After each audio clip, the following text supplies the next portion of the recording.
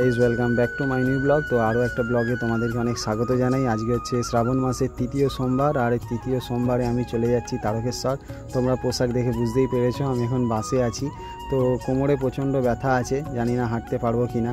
আর অনেক দিন তো কাজে যাইনি কোমরের ব্যথার জন্য। আজকে দেখো কত সাহস নিয়ে আমি তারকেশ্বরে যাচ্ছি। তো বাসে করে আমি সোজা চলে এলাম বালি স্টেশনের কাছে। এখানে এসে দেখছি প্রচুর বৃষ্টি পড়ছে। তো ঘর থেকে যখন বেরোই তখন বৃষ্টি পড়ছিল না, তো এইখানে আসার পরেই বৃষ্টিটা শুরু হয়েছে। জানি না বাকি রাস্তাটা বৃষ্টি পড়বে কি না, এই নিয়ে একটুখানি আমার মধ্যে ভয় লাগছে, কারণ বৃষ্টিতে ভিজলে আমার মাথার যন্ত্রণা হয়, তার মধ্যে আবার কোমরের যন্ত্রণা তো আছেই। দেখো টিকিট কেটে নিয়েছি, এখন বালি স্টেশনে যাচ্ছি। ওখানে আমার বন্ধু আছে, ওয়েট করছে আমার জন্য। ও অনেক আগেই চলে এসেছে, ও ফেসবুক থেকে আলাপ। তো ও আর আমি যাচ্ছি দুজন মিলে। আগে গত বছর আরেকজন গেছিলো, সে যায়নি। যে দেখো ওর সঙ্গে দেখা হয়ে গেছে। তো দেখা হয়ে যাওয়ার পর ওকে প্রায় আমি আধ ঘন্টা না আরও বেশিক্ষণ ওয়েট করিয়েছি, কারণ আমি প্রচণ্ড সব জায়গাতেই লেট। তারপর দেখো ট্রেন এসে গেছে, আমি আর আমার বন্ধু দুজনে মিলে উঠে পড়েছি। ওই দিকে মুখ করেছিল, তাই ওর মাথাটা ঘুরিয়ে বললাম এইদিকে ক্যামেরার দিকে তাকাতে। তো তারপর দেখো আমরা শ্যাওড়াফুলি স্টেশনে নেমে গেছি।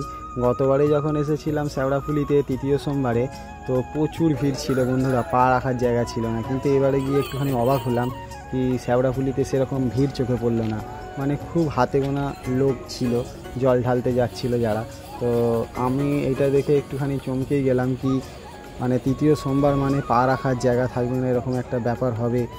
আর ভয় পাচ্ছিলাম যে যেতে পারবো কি না।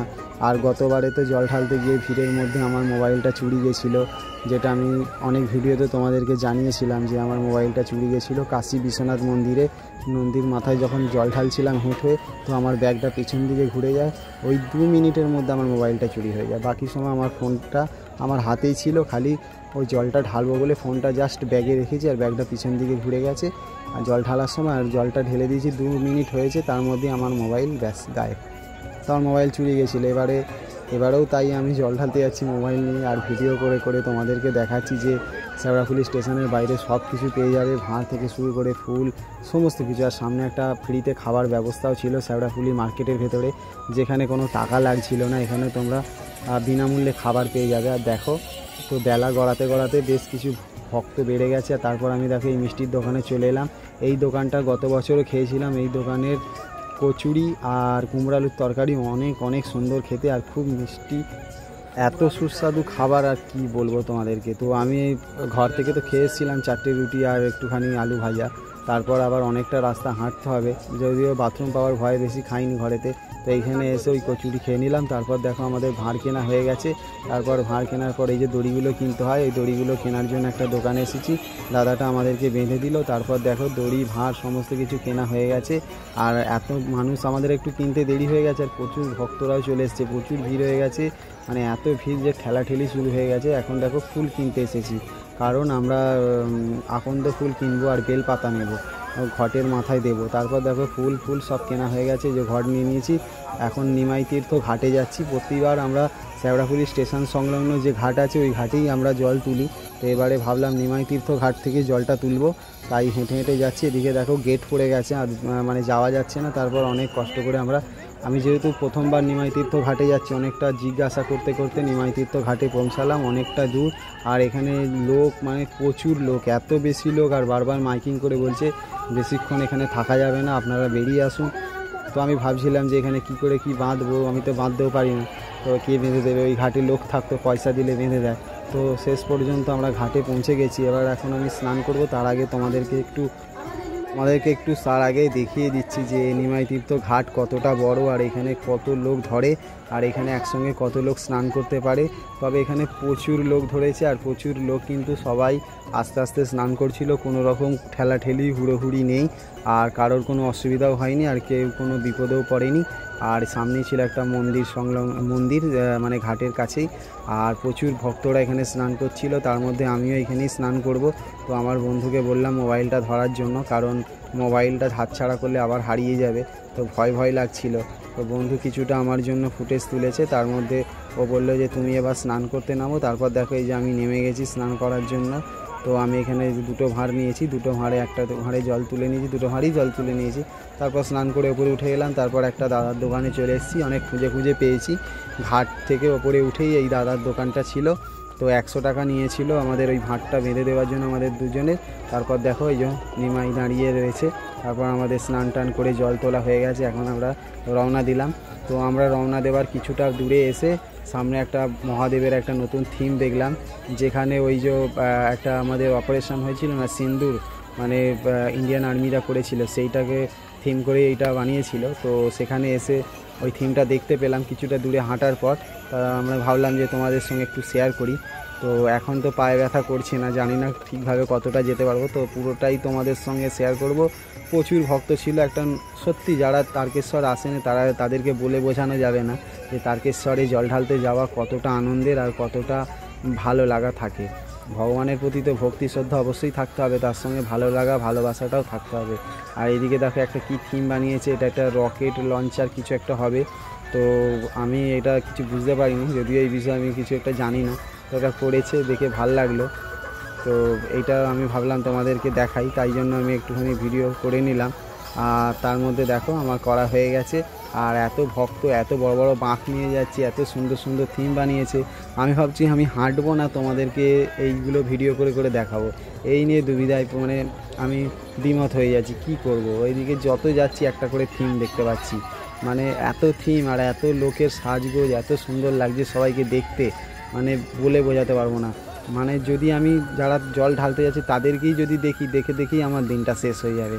তাদের নানা রকমের যে রং বেরঙের পোশাক, রং বেরঙের সাজ, থিম, আরও কত কি চারিদিকে খাবার বিলি হচ্ছে, কত রকমের ক্যাম্প হয়েছে, গান বাজনা দুসারি। এই যে দেখো বজরংবলীর কত সুন্দর একটা মূর্তি যাচ্ছে, এনাকে দেখে তো আমার মানে খুবই ভালো লাগছিল। আর কত মানুষ, সবাই গেরুয়া পোশাক, আর এই গোটা রাস্তাটাই যেন মানে গেরুয়া একটা মানে কি বলবো। আর ঝান্ডা ফান্ডা দেখে এখন খুব ভালো লাগছে, হিন্দুত্ব পুরো জেগে উঠবে। তারকেশ্বর জল ঢালতে গেলে তোমার যে মনে হবে যে হ্যাঁ আমি হিন্দু, আমার গর্ববোধ করি এই বিষয়টা। তো আমার তো সত্যি গর্ব হয় যে আমি হিন্দু হয়ে জন্মেছি। তারপর দেখো অনেকটা হাঁটার পর সন্ধে নেমে গেছে, আর সন্ধে নামার প্রায় কিছুক্ষণ বাদে মানে 7টা বাজে যখন এই যে দুটো রাস্তা ভাগ হয়ে যাচ্ছে, একটা চলে যাচ্ছে ডাকাতকালী আর একটা চলে যাচ্ছে সোজা হাইওয়ে ধরে। তো আমরা দেখো ওখানে পৌঁছে গেছি, এখন 7:30 বাজে। তো 7:30টার সময় ওখানে পৌঁছানোর পর এইখানে যারা তারকেশ্বরে জল ঢালতে এসেছে তারা এই জায়গাটা দেখলেই বুঝতে পারবে এটা কোন জায়গা। তারপর দেখো ডাকাতকালীর কাছে এসে আমি এখন ডাকাতকালীর ওখানে জল ঢালতে যাব। এটা আমার প্রথমবার হচ্ছে কি আমি ডাকাতকালীতে জল ঢাললাম। তারপর দেখো চলে এলাম এখানে কামারকুণ্ডু রেলওয়ে ব্রিজ। তো এটা হচ্ছে কামারকুণ্ডুর সেই ব্রিজটা, এখান দিয়েই সবাইকে যেতে হবে, মানে জল নিয়ে গেলে তারকেশ্বরে গেলে আসলে পরে এই ব্রিজ টপকাতেই হবে সবাইকে। তো এই ব্রিজে এসে কামারকুণ্ডু স্টেশনটা দেখো নিচে রয়েছে, তোমাদেরকে জুম করে দেখাচ্ছি, যদিও লেখাটা বোঝা যাচ্ছে না অনেকটা দূর থেকে, আর আমাদের মোবাইল অত দামি না যে পুরোটা ক্যাপচার করবে বা জুমটা দেখানো যাবে। তারপর দেখো সারা রাত হেঁটেছি, ভোর যখন 3:05 হয়েছে তখন আমরা পৌঁছালাম ওয়েলকাম টু তারকেশ্বর যেটা বলে সেই জায়গাতে। তখন অলরেডি পা ধরে নিয়েছে, আর হাঁটতে পারছি না, মুখ চোখ দেখলে বুঝতেই পারবে শরীর খুবই ক্লান্ত, একদমই ভালো লাগছে না, খুবই কষ্ট হচ্ছে। তার মধ্যে দিয়ে এই যে ওয়েলকাম টু তারকেশ্বর তোমাদেরকে দেখালাম জুম করে। আর তার সামনে যখন জুম করছিলাম একটা বজরংবলীর মূর্তি চলে এসেছিলো, তাকে দেখে তো আরও খুবই ভালো লাগছিল। সত্যি কথা বলতে কি মানে হৃদয়টা এত ভরে গেল আনন্দে, আর কি বলবো তোমাদেরকে। আর চারিদিকে এত গান বাজনা, এত অনুষ্ঠান হচ্ছে, চারিদিকে খাওয়ার বিলি হচ্ছে। তো এখানে কেউ অভুক্ত থাকবে না, যার খেতে পাবে সেই খেতে পারবে। আর প্রশাসনের তরফ থেকে কি বলবো, চারিদিকে বাথরুমের ব্যবস্থা ছিল, আর খুবই পরিষ্কার পরিচ্ছন্ন, জলের পর্যাপ্ত ব্যবস্থা ছিল। কিন্তু গতবারে যেটা দেখেছিলাম বাথরুম বানিয়ে দিয়েছিল কিন্তু জল ছিল না, যার কারণে সবাই যেখানে অপরিষ্কারভাবে করে চলে গেছে, একটা দুর্গন্ধময় পরিবেশ ছিল। এবারে সেই জিনিসটা ছিল না। তো দেখো আমরা ওয়েলকাম টু তারকেশ্বর ক্রস করে গেছি, একবারে তারকেশ্বর মন্দিরের খুব কাছে চলে এসেছি। তো এখন বাজে 4টে, আর এদিকে দেখো ভোর 4টে আর কি। এদিকে দেখো অনেকে ক্লান্ত হয়ে রাস্তাঘাটে সব শুয়ে পড়েছে, অনেক ভক্তই শুয়ে আছে রাস্তাতে সব। আমি যদিও শুইনি, কারণ আমি জানি যে রোদ ওঠার আগে আমাকে জলটা ঢালতে হবে, তাই আমি আর শুলাম না। তো আমি বেরিয়ে পড়লাম।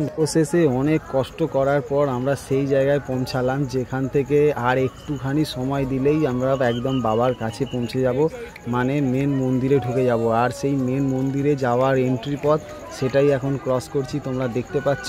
আর এখানে প্রচুর মানুষ রয়েছে, আর প্রচুর কষ্ট করে সবাই আসছে, কারণ রাস্তাঘাট যথেষ্ট খারাপ ছিল, মানে পাথরের কোঁচাগুলো এমনই পরিমাণে খোঁচা হয়ে আছে, রাস্তাগুলো মানে দীর্ঘ 1 বছর 2 বছর তো সারাই না, এমনই অবস্থা দেখে মনে হলো সেই পাথরগুলো পায়ে যখন ফুটছে মনে হচ্ছে যেন পায়ে কাঁচ ঢুকে যাচ্ছে, এত কষ্ট হচ্ছিল। তার মধ্যে তোমরা চাইলে যে দৌড়ে যাবে সেটাও পারবে না, পা যথেষ্ট সাবধানে আস্তে আস্তে পা ফেলতে হচ্ছিল, যার কারণে অনেকটা লেট হয়ে গেছে। আমরা কোন বিকেল হয়নি তখন বেরিয়েছিলাম, আর কখন পৌঁছালাম না সকাল 6টা বেজে 6:30 হয়ে গেছে, তারপর আমরা এসে পৌঁছালাম। রাস্তাঘাট সত্যি খুব খারাপ ছিল আর খুবই কষ্ট পেয়েছি বন্ধুরা, শুধু আমি একা পাইনি, যারা যারা জল ঢালতে গেছিলো সবাই কষ্ট পেয়েছে।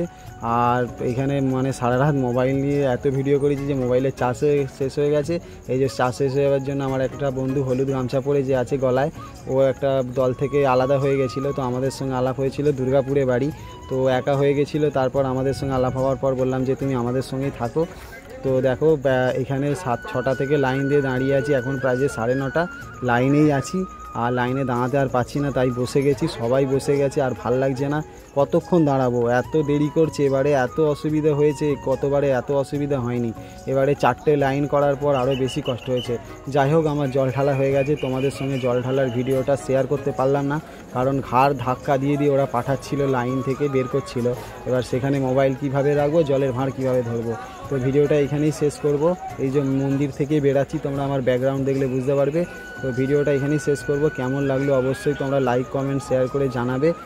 আর এটা হচ্ছে দুধপুকুর, এখানে বেশ কিছু ছেলেরা ওখানে সেই ওই প্লাস্টিকের ওই ঘটিগুলো দড়ি দিয়ে বেঁধে বেঁধে জল তুলছিল ওপরে স্নান করবে বলে, তার মধ্যে থেকে আমি ওদের থেকে একটু হেল্প নিয়ে স্নান টান করে নিয়েছি। এখন বাইরে বেরোবো, আমার বন্ধু একজন আটকে আছে, ওর এখনও জল ঢালা হয়নি, তাই জন্য আমি দাঁড়িয়ে আছি। তো ভিডিওটা যদি ভালো লেগে থাকে অবশ্যই লাইক করবে, কমেন্ট করবে আর শেয়ার করবে। তো ভিডিওটা এখানে শেষ করবো। বাইরে দেখো কত মিষ্টি বিক্রি হচ্ছে, তো আমি এখান থেকে কিছু খাবারও কিনে নেবো।